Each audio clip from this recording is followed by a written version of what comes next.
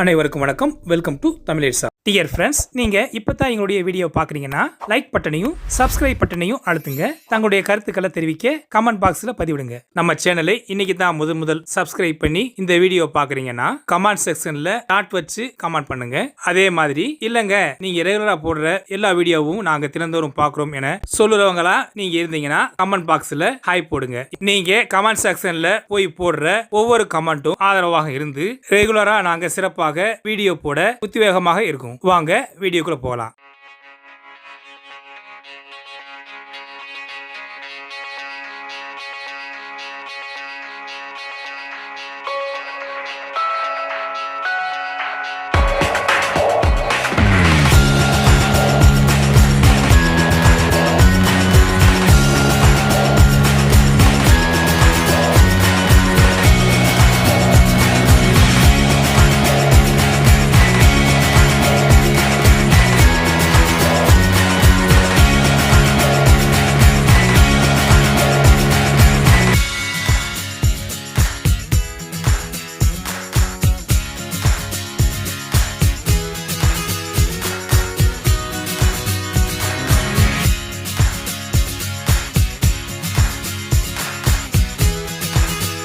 Dear friends, நிலவில் நீர் இருக்கா, சுவாசிக்க காற்று இருக்கா, மக்கள் வாழ முடியுமா என பல நாடுகள் ஆராய்ந்து வரும்போது அப்படி முயற்சி செய்து மக்களை நிலவில் கொண்டு அமர்த்தினால் அவர்களுக்கு தேவையான மின்சாரத்தை வழங்குவதற்காக சோலார் பேனல்களை பொருத்தினால் அதன் மூலமாக வரக்கூடிய மின்சாரம் போதுமானதாக இருக்காது என்பதால் மின்சார தேவையை பூர்த்தி செய்ய நிலவில் அணு உலையை நிறுவ வேண்டும் என்ற நோக்கத்தில் அதற்கான திட்டத்தை நிறைவேற்ற ரஷ்யாவும் சீனாவும் இணைந்து ஆலோசனை செய்து வருகின்றனர். ஆனால் செயற்கைக்கோளுக்கு எதிராக புதிய வகையான அணு ஆயுதத்தை ரஷ்யா உருவாக்க திட்டமிட்டு வருவதாக மேலை நாடுகள் கருதுகின்றன. இந்நிலையில் நிலவில் மனிதர்களை குடியமர்த்திய பின்பு அவர்களுக்கு தேவைப்படும் மின்சாரத்தை வழங்க நிலவின் மேற்பரப்பில் அணு உலையை நிறுவுவதை நோக்கமாக கொண்ட திட்டத்தை ரஷ்யாவும் சீனாவும் தீவிரமாக ஆலோசனை செய்து வருவதாக ரஷ்யாவின் ஸ்பேஸ் ஏஜென்சியின் தலைவரும் நிர்வாக அதிகாரியுமான யூரி போரோசேவ் 2023 ஆண்டிலிருந்து 2035 ஆண்டுக்கு இடைப்பட்ட காலத்தில் நிலவில் மின்சக்தியை உருவாக்கக்கூடிய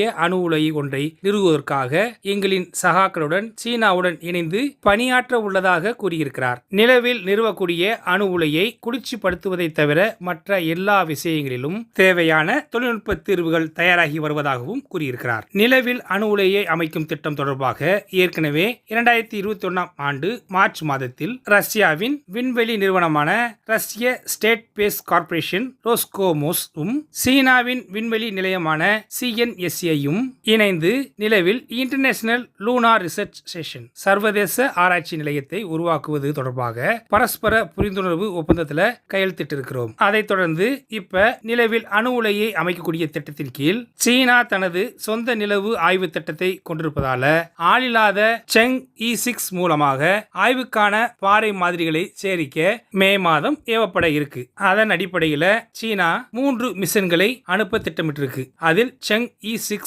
செங் E7, செங் E8 ஆகியவை அடங்கும். அதுல முதலில் செங் E6 ப்ராஜெக்ட் டெஸ்டிங் மற்றும் ரிசர்ச்சுக்காக தங்களுடைய ரோபோக்கள் மூலமாக தளங்களை உருவாக்குவதற்கான ரூட் மேப்பை உருவாக்க தேவையான தொழில்நுட்பத்தை சோதனை செய்து கொண்டு இருக்கிறோம். 2026 ஆண்டு முதல் மிஷன் ஆக திட்டம் தீட்டி இருக்கிறோம்.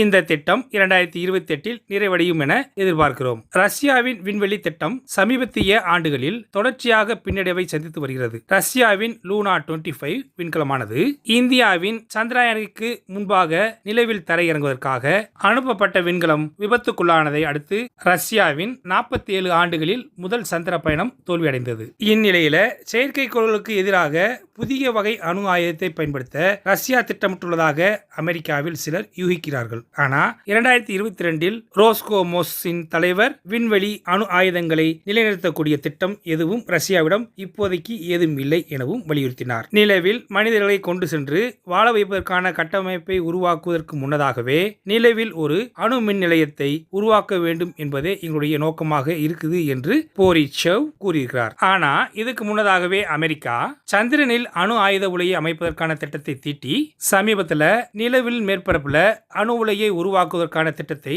வடிவமைக்கக்கூடிய பணி நிறைவடைந்து விட்டதாக நாசா தெரிவிச்சிருக்கு. அதன்படி 2030 தொடக்கத்தில் சந்திரனில் ஒரு அணு உலையை விண்வெளியை நிறுவுவதை நோக்கமாக நாசா திட்டமிட்டு செயல்பட்டு வருகிறது என்பது குறிப்பிடத்தக்கது. ஆனாலும் அமெரிக்கா, ரஷ்யா, சீனாவும் நிலவில் உருவாக்கக்கூடிய அணு உலையிலிருந்து வரக்கூடிய வெப்பத்தை எப்படி கட்டுப்படுத்துவாங்க என்பது புரியாத புதிராகவே இருக்கு. இது பற்றிய கருத்துக்கள் தங்களிடம் இருந்தால் கமெண்ட் பாக்ஸில் பதிவு செய்யுங்கள். இனி வாழாட்டினா என சீனாவுக்கு எதிராக சாட்டையை சுழற்றிய பைடன் இந்தியாவுடனான உறவுகள் குறித்து சில முக்கியமான கருத்துக்களையும் தெரிவித்திருக்கிறார்.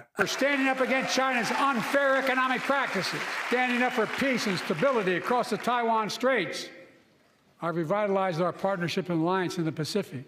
India, Australia, Japan, South Korea, Pacific Islands. I've made sure that the most advanced American technologies can't be used in China, not allowing to trade them there.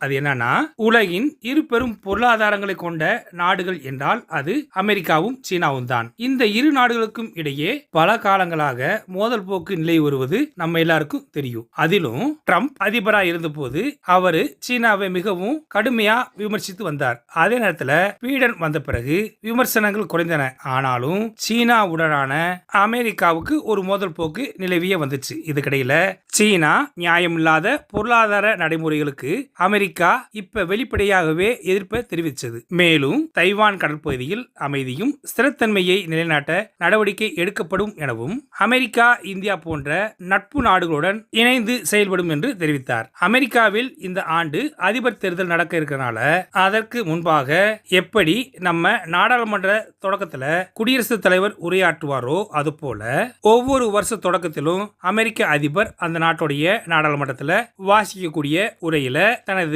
கடைசி ஸ்டேட் ஆஃப் யூனியன் உரையை அதிபர் பைடன் வாசித்திருக்கார். அந்த உரையில சீனாவை கடுமையா Biden விமர்சித்தாலும் சீனாவுடன் America போட்டியை விரும்பினாலும் மோதலை விரும்பல. ஆனாலும் 21ஆம் நூற்றாண்டில் சீனாவின் கடுமையான போட்டியை சமாளித்து உலகின் வெற்றிகரமான அமெரிக்காவை வலுவான நாடாக வைத்திருப்பதாக கூறியிருக்கிறார். மேலும் நாங்க சீனாவின் நியாயமற்ற பொருளாதார நடைமுறைகளுக்கு எதிராக நிற்கிறோம். தைவான் கடற்பகுதியில் அமைதியும் ஸ்திரத்தன்மையும் ஏற்படுத்த தேவையான நடவடிக்கைகளை எடுக்க துணை நிற்போம். மேலும் எங்கள் நட்பு நாடுகளான இந்தியா, ஆஸ்திரேலியா, ஜப்பான், தென்கொரியா ஆகிய நாடுகளின் உறவுக்கு புத்துயிர் அளிக்க இருக்கிறோம். சீனா தனது ஆயுதங்களை பயன்படுத்தாமல் இருப்பதை நாங்கள் உறுதி செய்திருக்கிறோம். அதே நேரத்தில் அமெரிக்கா உலகின் சிறந்த பொருளாதாரத்தை கொண்ட நாடாகவே தொடர்கிறது என்று பைடன் தனது உரையில் கூறியிருக்கிறார்.